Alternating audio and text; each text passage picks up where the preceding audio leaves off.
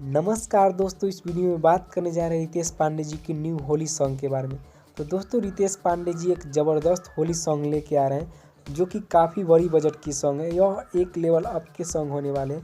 दोस्तों, रितेश पांडे जी की अब तक की सबसे महंगा सॉन्ग होने वाला है। रितेश पांडे जी अब तक की होली सॉन्ग में सबसे महंगा सॉन्ग होने वाला है। दोस्तों, यह काफ़ी बड़ी बजट की सॉन्ग है। दोस्तों, रितेश पांडे जी की तो कई नई होली सॉन्ग रिलीज हुई, लेकिन यह सबसे अलग होने वाला है और यह एक लेवल अप के होने वाला है। सब गीत से अलग इसका भी वीडियो होगा जो कि आप लोगों को काफ़ी ज़्यादा पसंद आएगा।